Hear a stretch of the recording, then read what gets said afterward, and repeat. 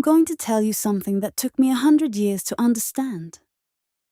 Everybody wants to know the secret. I'm 105 years old and everybody asks me, Helen, what's the secret? How do you live so long?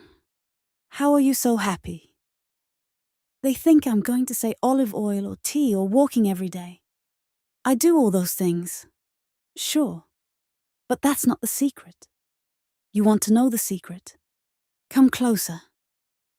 I'm going to tell you something that took me 100 years to understand. The secret is you choose. Every single day you choose. Joy is not something that happens to you. Joy is something you decide. And most people, they never figure this out. They wait for life to make them happy. They wait for the right job, the right person, the right moment, and they die waiting. I didn't wait. I decided. And that's why I'm still here. Still laughing, still grateful for every single day. Before you think I had it easy, let me tell you what I survived. My mother died when I was 5 years old. Pneumonia. I remember her struggling for every breath, her chest heavy and her voice fading as she drifted away from us. My father brought me to London in 1933 with a single suitcase and no English. I was 8 years old, sleeping on a thin cot with 4 other girls in a drafty room in the East End. I worked from age 10, sewing coats beside my father, until my fingers bled and my eyes burned. My first husband, Julian. He was the most handsome man I ever saw. Dark curls, deep blue eyes, a laugh like a warm breeze. We had 9 years together. 9 years. Then one afternoon, May 20th, 1956, he went down to the cellar to check the furnace. Carbon monoxide leak. He was gone before anyone knew he was in trouble. 31 years old.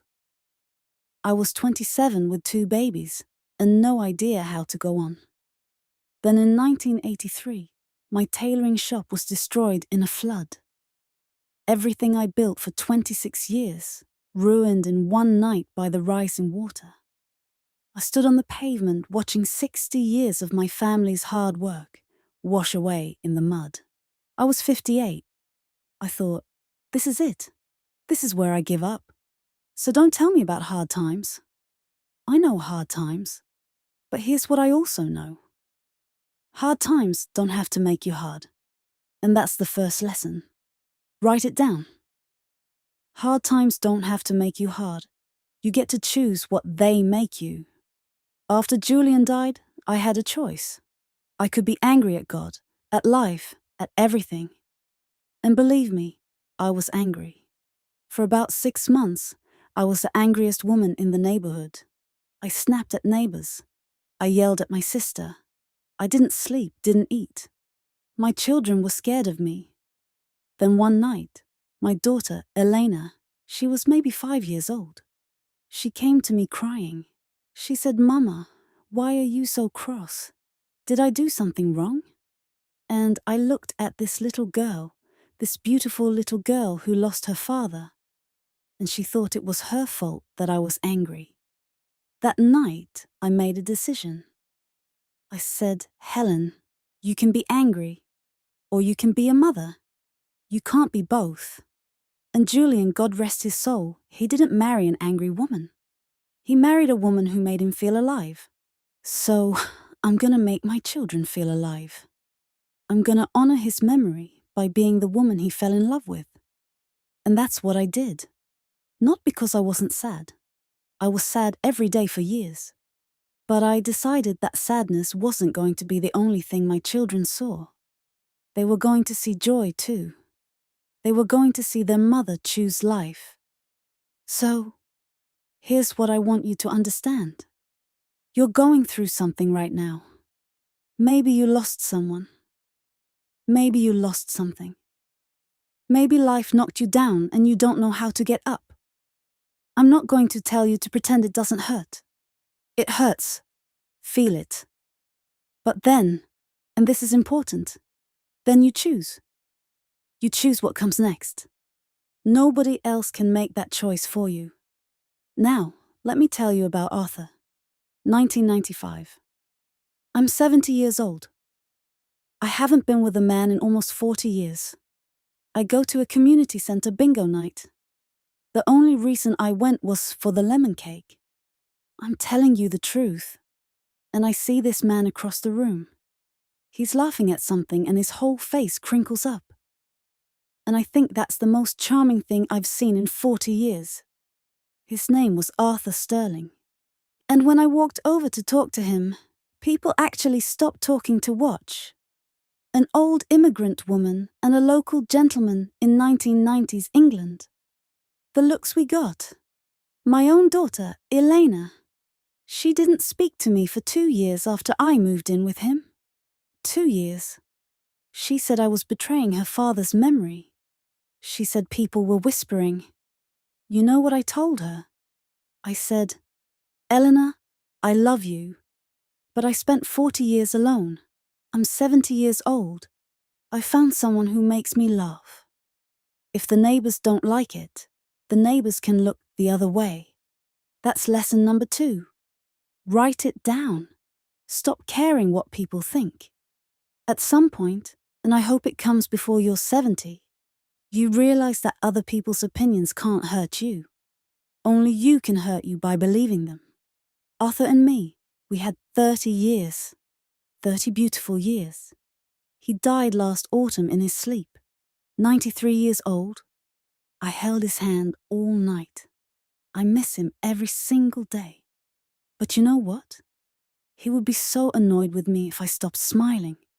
He'd say, Helen, don't you dare sit around feeling sorry for yourself. We had 30 years. That's more than most people get. And he's right.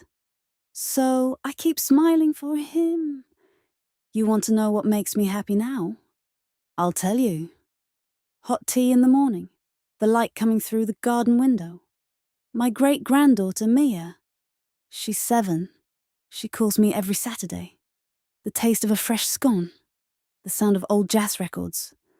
A warm blanket. A stranger who nods at me on the bus. That's it.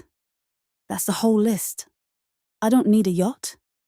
I don't need a palace. I don't need anything I don't already have. And here's the secret inside the secret. I could have been this happy at 30, at 40, at 50, but I was too busy chasing things that didn't matter. I was too busy worrying, too busy being afraid. Lesson number 3, and this is the most important one. Happiness is not at the end of something. It's not waiting for you when you get the job, the house, the money, the whatever.